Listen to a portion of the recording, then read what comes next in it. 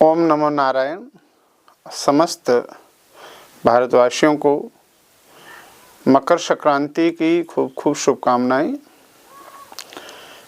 जैसा कि मैं बार बार कहता हूं कि भारत के जितने भी त्यौहार हैं ये सारे के सारे प्रकृति के द्वारा उत्सव के रूप में मनाए जाते हैं। जैसे मकर संक्रांति को हम लोग खिचड़ी खाते हैं और ब्राह्मण बालक पहले गांव में आते थे तो उन्हें खिचड़ी के चावल और दाल वो दान में दी जाती थी। तो खिचड़ी का जो ये दान है या खिचड़ी बनती है मकर संक्रांति को, तो चूंकि जो सर्दी का मौसम है इसमें हम बहुत गरिष्ठ भोजन करते हैं, इसलिए हल्का हल्का आपका भोजन जो है वो इसके रूप में हल्का खिचड़ी के रूप में होता है। और आगे से हम लोग हल्का भोजन आरंभ कर लें, उसके बाद ऋतु परिवर्तन होता है और ऋतु परिवर्तन में धीरे धीरे गर्म दिन आने लगते हैं, हल्के दिन बड़े होने लगते हैं, तो उस समय हमारा भोजन परिवर्तित हो जाता है। और मकर संक्रांति जब भगवान सूर्य मकर राशि में प्रवेश करते हैं तो इन्हें हम मकर संक्रांति कहते हैं। और जैसा कि आप सबको पता है कि हमारे 12 महीने होते हैं और 12 के 12 महीनों की 12 संक्रांतियाँ होती हैं। भगवान सूर्य एक वर्ष में एक एक महीने सभी राशियों पर जाकर के विराजमान होते हैं। और जैसे कि मकर राशि में भगवान सूर्य प्रवेश करते हैं, मकर संक्रांति आती है। और इन संक्रांतियों के विषय में मैं बार बार कहना चाहूँगा कि आपको, हम उत्तराखंड राज्य में रहते हैं और उत्तराखंड राज्य की रीति नीतियों का हमको पता होना चाहिए। उत्तराखंड राज्य की रीति यही है कि हमारे पंचांग में मास महीने जो हैं उनके नाम तो एक से हैं, लेकिन उनकी गणना 2 विधि से है। एक है सौर पंचांग और एक है चंद्र पंचांग। चंद्र पंचांग के अनुसार हम देखते हैं कि 2 पक्ष होते हैं और एक महीने में शुक्ल पक्ष और कृष्ण पक्ष, ये 2 पक्ष हम मानते हैं। और शुक्ल पक्ष से प्रारंभ होता है और कृष्ण पक्ष में मास महीना जो है वो समाप्त होता है। और प्रतिपदा से लेकर के पूर्णमासी और फिर कृष्ण पक्ष की प्रतिपदा से लेकर अमावस्या तक एक महीना पूरा होता है। इसके अनुसार हमारे सभी त्यौहार तिथि के अनुसार ही तय होते हैं। जैसे कि आपने संक्रांति ले ली और उसके बाद जो है एकादशी ले ली, नवरात्रि ले लिए, दीपावली, जो भी त्यौहार है, विवाह के दिन हैं, ये सब तिथियों के अनुसार ही देखे जाते हैं। लेकिन जो सौर पंचांग होता है, सौर पंचांग में एक महीना पूरा का पूरा 30 दिन का माना जाता है और वो कभी कभी 31 का भी होता है, कभी 29 का भी होता है। और यह महीना संक्रांति से शुरू होकर के और अंतिम दिवस को कहते हैं मासांत, महीने का अंत होता है, अगली संक्रांति आरंभ होती है। यही सौर पंचांग के अनुसार जिस प्रकार हम तिथियों को कहते हैं कि भाई प्रतिपदा है, द्वितीय है, तृतीय है, चतुर्थी है, पंचमी है और फिर पूर्णमासी है या अमावस्या है, ठीक इसी प्रकार इसमें आता है गते।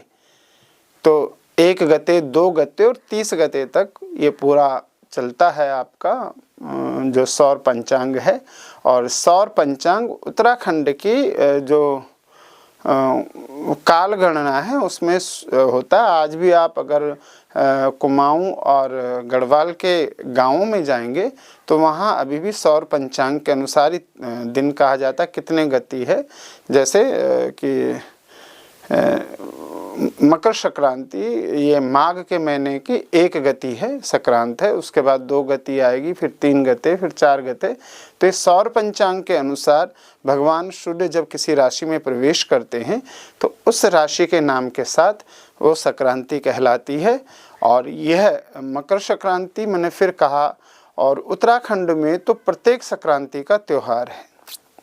जैसे ये मकर संक्रांति आ रही है, ऐसे ही एक घी संक्रांति आती है, एक जो है घोल्ड संक्रांति आती है, जिसमें कि जेठ के महीने की जो संक्रांति होती है उसमें क्या करते हैं कि गांव में आटे के खिलौने के घोल यानी हमारे यहाँ कहते हैं हिरन को, तो काखड़ कहते हैं बारहसिंगा को। तो ये सारे आटे के बना करके और इन्हें कढ़ाई में बढ़िया से तला जाता है और बच्चों के गले में जो है धागे से पहना देते हैं और बच्चे इनको खेल खेल में इनको खाते जाते हैं और गले में पहन के घूमते हैं। ये चैत्र के महीने के जब भारत का नववर्ष आता है तो गढ़वाल में पूरे 1 महीने तक चैत्र संक्रांति से लेकर के मासांत तक और बैसाख संक्रांति पर्यंत हम लोग क्या करते हैं, हर घर की हर दियोरी में जो है हम लोग फूल डालते हैं पूरे 1 महीने तक। तो ऐसी हमारी संस्कृति है और इस संस्कृति में ये मकर संक्रांति आई है। नववर्ष के विषय में आपको उसी समय बताऊंगा, जब घोड़ संक्रांति आएगी तब आपको उसी समय हम जब बताएंगे। घी संक्रांति आएगी तो आपको बताएंगे कि ताकि हम लोग अपनी जड़ों से जुड़ चुके हैं। और आप ज़रूर सौर पंचांग के बारे में जानिए और गते के बारे में जानिए, क्योंकि उत्तराखंड की रीति नीति है और नेपाल में भी गते ही होता है। तो ये हमारी काल गणना है और काल गणना के अनुसार भगवान सूर्य 12 राशियों में प्रवेश करते हैं और इनका ऋतु के अनुसार ही भोजन होता है। तो जैसे मैंने कहा कि अभी ये ऋतु जो आई है ये ऋतु अब हेमंत है और इसमें जो है अब गरिष्ठ भोजन जो हमने इन शिशिर ऋतु में और शीत ऋतु में खाया है, अब जो है उसको हेमंत में हम उसको बिल्कुल अब साधारण भोजन, धीरे धीरे गरिष्ठ भोजन कम करेंगे और साधारण भोजन खाना आरंभ करेंगे। और खिचड़ी से मकर संक्रांति से आरंभ होता है।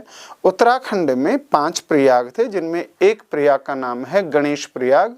और अब तो पता नहीं कहाँ लोग बताते हैं, लेकिन जो प्राचीन उत्तराखंड को आप देखेंगे और उसमें जो स्नान कहा जाएगा, जो पुरानी टिहरी झील में आज डूबी हुई है, वहाँ भिलंगना और माता भागीरथी का दोनों का संगम होता था और उस संगम पर ही जो है मकर संक्रांति का स्नान माना जाता है कि मकर संक्रांति का स्नान उस पर करना चाहिए।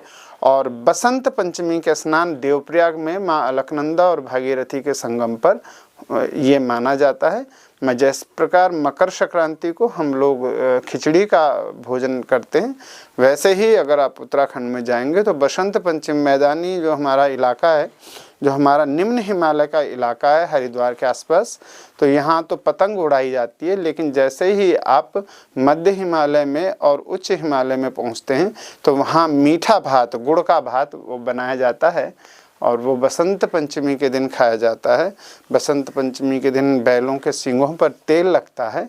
बसंत पंचमी के दिन बीज निकाले जाते हैं। बसंत पंचमी के दिन ही आप देखेंगे तो ओडा पहाड़ में उसे कहते हैं, जो बंटवारे का पत्थर होता है उसका पूजन होता है। और बाकायदा जो किसान के हथियार होते हैं, जैसे हल होता है, कुदाल होती है, फावड़ा होता है, दांती होती है, उन सब का पूजन होता है, ओडा का पूजन होता है। हमारा एक विशेष समुदाय है उत्तराखंड में, औजी। तो वो औजी बसंत पंचमी के दिन उस औजी के घर से सबके घरों के जो दरवाजे हैं, उन दरवाज़ों के दोनों कोनों पे ऊपर की तरफ जौ लगते हैं, गोबर में लगा करके जौ लगाए जाते हैं और पैया का पूजन होता है। पैया बड़ा पवित्र वृक्ष है उत्तराखंड का। तो इस प्रकार हमारे यहाँ उत्तराखंड की रीति नीति को हम लोग जानें और हम जो भी निम्न हिमालय क्षेत्रों में या उत्तराखंड से बाहर के क्षेत्रों में रहने वाले लोग हैं, हम अपने लोक को लोगों से जोड़ें। और संस्कृति तो बच रही है, गढ़वाली तो बच रही है, गीत और संगीत भी बच रहा है।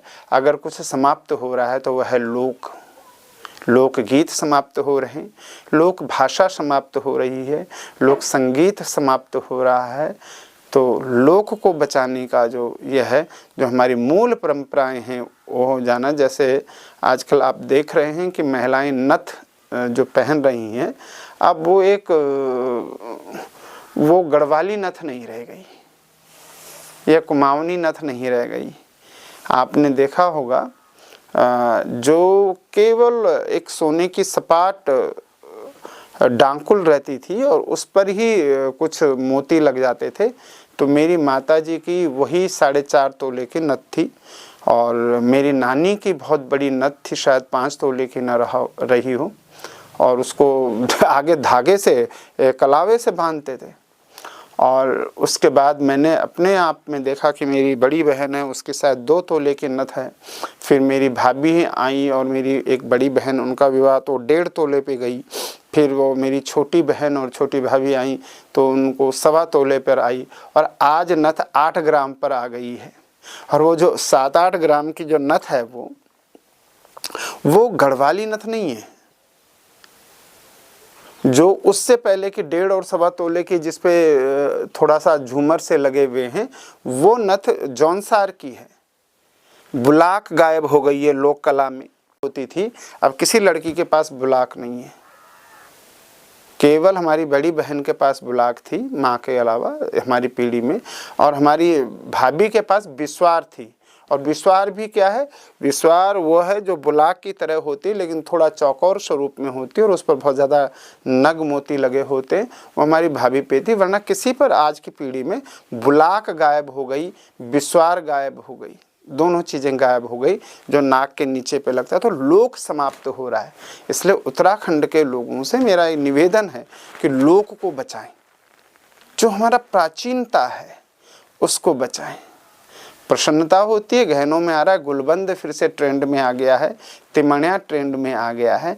बस नथ में शायद महंगाई की वजह से आप समझ लीजिए कि पुरानी नथ गायब हो गई है और जो नई नथ है वो गढ़वाली नथ नहीं लगती। हो सकता है जौनसार साइड या थोड़ा बहुत सिरमौर की तरफ में वो नथ रही हो, लेकिन आज जो गढ़वाल की प्रसिद्ध नथ है, टिहरी की मोर नथ, जिस पर मोर बना रहता था, वो नथ गायब है। तो वो क्यों गायब है? क्योंकि लोक गायब हो गया। लोक क्यों गायब हो गया? इसके बहुत सारे कारण हैं। तो ये जो मकर संक्रांति का त्यौहार आ रहा है, ये लोक संस्कृति का त्यौहार है। बसंत पंचमी आ रहा है, वो लोक संस्कृति का त्यौहार है। तो हम लोक संस्कृति के त्यौहार पर चलें। उत्तरायणी भगवान सूर्य मकर संक्रांति के दिन उत्तरायण होते हैं, यानी उत्तर की तरफ, पूरब में उत्तर की तरफ से निकलते हैं, दिन बड़े होने लगते हैं। उत्तरायणी मेला हो रहा है और हमें इस मेले में ज़रूर हम सबको सम्मिलित होना चाहिए और अपने त्योहारों को ज़रूर मनाना चाहिए। भारत तभी तक भारत बना रह सकता है जब प्रत्येक प्रदेश, प्रत्येक प्रांत अपनी लोक संस्कृति को बचा कर रख सके। उत्तराखंड की लोक संस्कृति को मिटाकर अगर कोई भारत का निर्माण करना चाहता है तो ऐसे में वो भारत का निर्माण नहीं होगा। उत्तराखंड की लोक संस्कृति की रक्षा करना, उत्तराखंड में जन्मे हुए लोगों के, जिनकी मातृभूमि और पितृभूमि दोनों उत्तराखंड की हैं, जो उत्तराखंड के ही मूल नागरिक हैं, मूल निवासी हैं, उनके ऊपर ये प्रकृति ने दायित्व दिया। उनका नैतिक कर्तव्य है कि उत्तराखंड के लोक को याद रखें, लोक कला को याद रखें, लोक संस्कृति को याद रखें। आप सभी को मकर संक्रांति की खूब खूब शुभकामनाएं। ओम नमो नारायण।